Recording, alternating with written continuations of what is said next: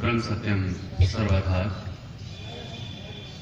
62वां वार्षिक समता सत्संग सम्मेलन बरेली का आज दूसरा और अंतिम दिन है।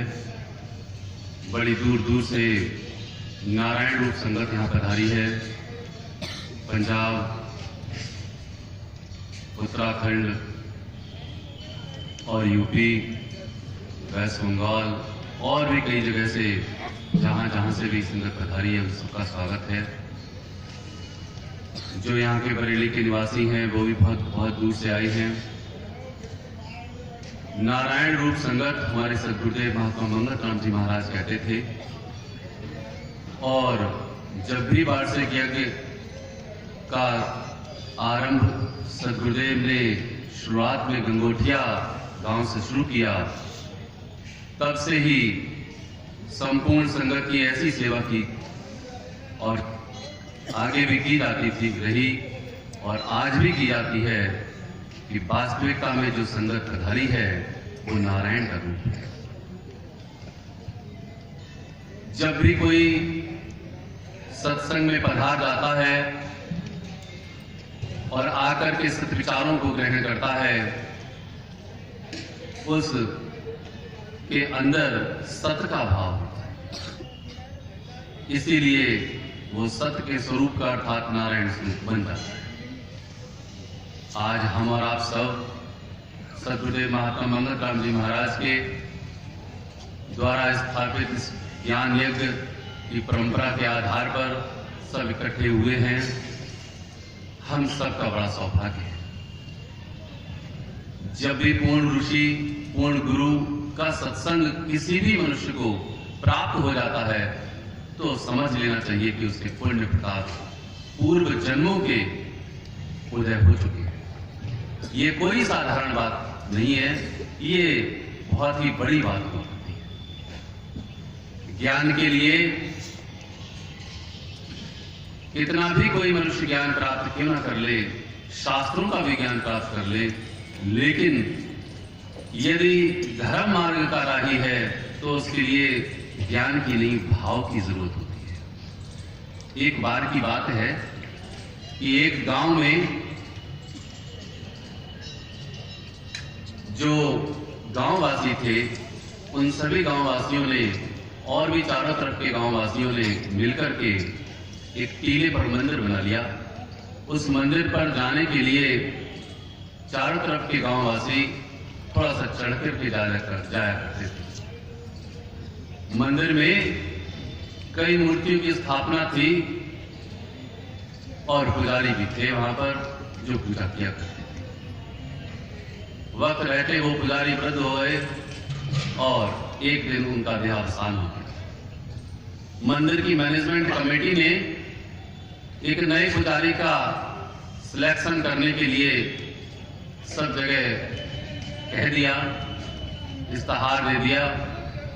मंदिर के पुजारी को बनने के लिए दूर दराज से न जाने कितने प्रेमी वहां आए, कोई श्रद्धालु भक्त वहां पहुंचे।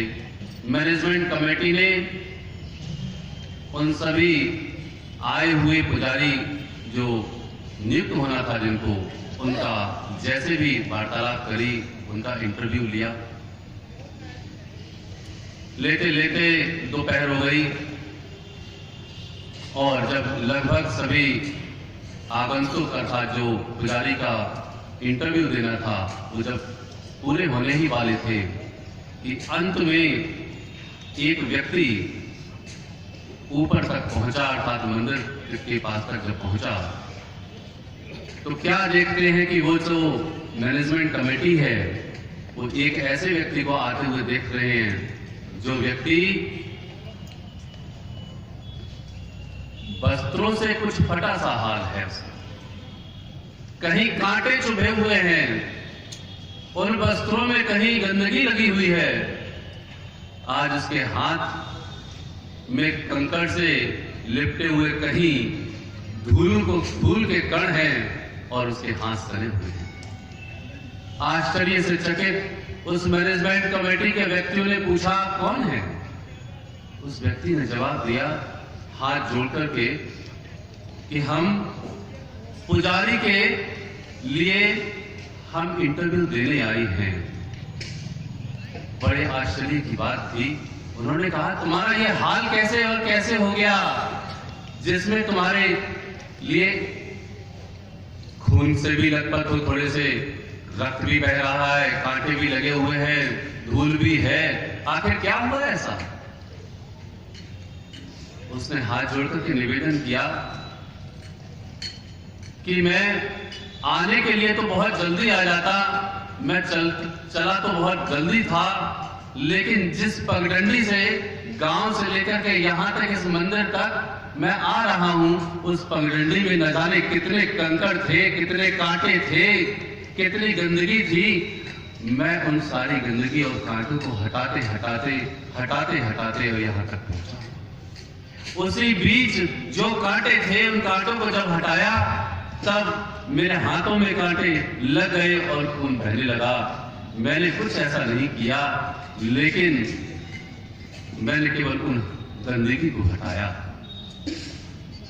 मुझे आपके शास्त्रों के आधार पर कोई भी श्लोक, कोई भी ज्ञान याद नहीं है। मैं तो केवल भगवान की पूजा करने के यथार्थ रूप से यहां पर आ पहुंचा हूं, इसलिए मेरा हाल ऐसा हो गया। वहां पर जो मैनेजमेंट कमेटी के व्यक्ति थे, उनकी आंखों में आंसू आ गए और एक स्वर से कहने लगे, जितने भी हमने इंटरव्यू लिए हैं, उन सारे इंटरव्यू के जितने भी व्यक्ति हैं, उनमें से क्या किसी को वो कांटे, वो कंकड़, वो गंदगी दिखाई नहीं दी जो गंदगी इस व्यक्ति को दिखाई दी? कि आगे आने वाले जितने भी भक्त हैं इस मंदिर में, उस मंदिर में पूजा करने से पहले जब वो भक्त आएंगे तो उनको कहीं कांटा ना लग जाए, इस बात से उसने कांटे को हटा दिया, कंकड़ को हटा दिया।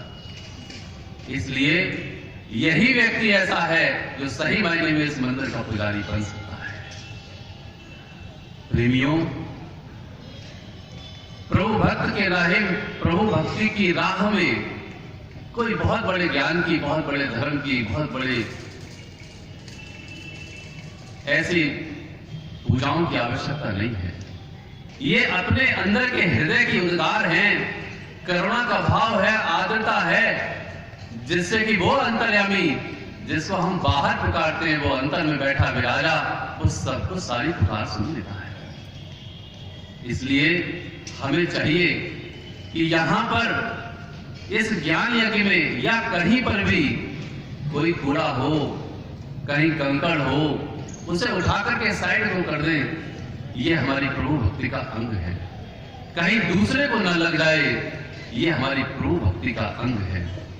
इसलिए इन विचारधाराओं के साथ जुड़ते हुए आज के सत्संग के उन विषयों की ओर ध्यान दें जो आप सब आज के सत्संग में श्रवण करेंगे।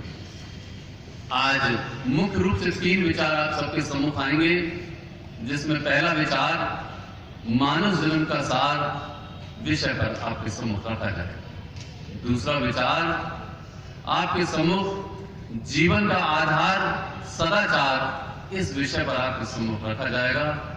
और तीसरा और अंतिम विचार सांसारिक जीवन और आध्यात्मिक जीवन के गहरे मर्म को आप सबके सम्मुख उल्लेखित किया जाएगा। आज का पहला विचार आप सबके सम्मुख मानुष जन्म का सार, इस विषय पर हमारे प्रेमी जो हल्द्वानी से पधारे हैं, विकास जी सचदेवा से प्रार्थना है कि वो आए और आज का जो विचार है मानुष जन्म की सार, इस विषय पर आप सबके सम्मुख विचार रखें। आदरणीय प्रेमी विकास सचदेवा जी हल्द्वानी से पधारे हैं। ओम ब्रह्म सत्यम सर्वदा।